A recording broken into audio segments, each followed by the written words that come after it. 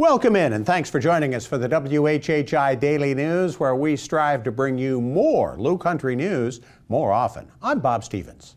We begin with still 3 months out from his murder trial. Alex Murdaugh's lawyers saying they think Murdaugh's friend Eddie Smith is actually the one who killed Maggie and Paul Murdaugh, citing a lie detector test that Smith failed when asked about the killings. Murdaugh's lawyers are trying to establish Smith, you remember him as the guy who's kind of been handling the drugs for Murdaugh, as an unreliable witness. Smith's lawyers say he has an ironclad alibi for the times the killings took place. The Attorney General's office says it will have something to say about all this pretrial talk this week. Last week we told you the court schedule did have the trial beginning January 30th. Now that's already been moved up a week to the 23rd of January in Walterboro. Many of us who live near feral cat colonies in the Lowcountry saddened to hear the vandalism last week that busted up an area behind the Pritchardville Elementary School that had been the wild home of dozens of cats that had lived in 3 wooden shelters and fed and watered by volunteers. Those 3 structures smashed, no cats believed to have been harmed. Unfortunately, there are also no suspects in the vandalism. There are believed to be about 20 feral cat colonies around Beaufort County. You can find out more about the All About Cats organization that helps trap, neuter, and release feral cats on their website. We are expecting the Port Royal Police Department to release any time now the identity of an African-American male who was recovered from a retention pond over the weekend near Madrid Avenue in Port Royal.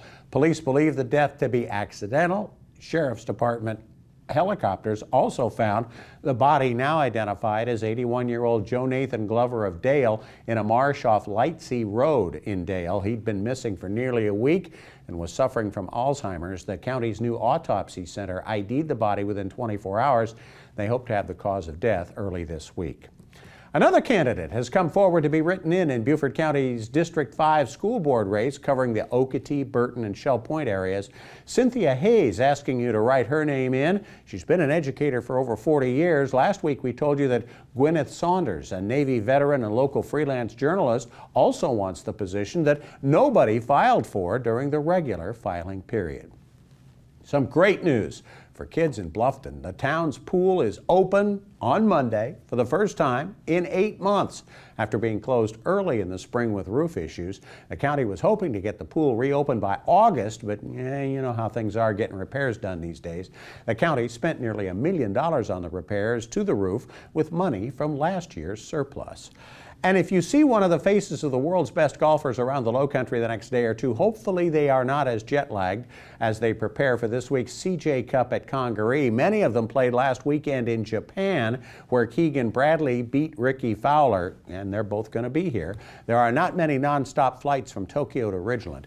Bradley, Fowler, 6 of the top 10 and 17 of the top 25 players in the world are going to tee it up at Congaree later this week. Tickets still available at cjcupsouthcarolina.com. We're going to speak with one of the guys who did not play overseas in just a few minutes. For more information on these and other Lowcountry stories, we invite you to visit the sources listed on your screen. The weather going to be very different for the tournament at Congaree this week. It's going to be fall, isn't it, Maria Soden? Thanks, Bob. Yep, that's right. Taking a look ahead this week, it does look like we're going to see some fall weather. Tuesday is going to be partly cloudy, and we are going to see a drop in temperature. Hilton is going to have a high of 69, a low of 49. Bluffton's going to have a high of 68, a low of 47. And Beaufort's going to have a high of 68 and a low of 47. The sunrise for Tuesday is going to be at 7:29, and sunset's going to be at 6:47. Taking a look at the beach tides, low tide's going to be 11:28 a.m. and high tide's going to be at 4:11 p.m.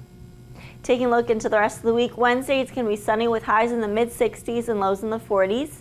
Thursday it's going to be sunny as well with highs in the upper 60s and lows in the 40s. And come Friday it's going to be partly cloudy with possible rain in the evening with highs in the 70s and lows in the 40s.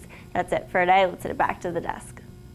Thanks so much, Maria. Coming up, we're going to hear more from a high school football weekend that sets up yet another truly great weekend. We'll hear from JT Poston, a PGA Tour pro playing at Congaree this week.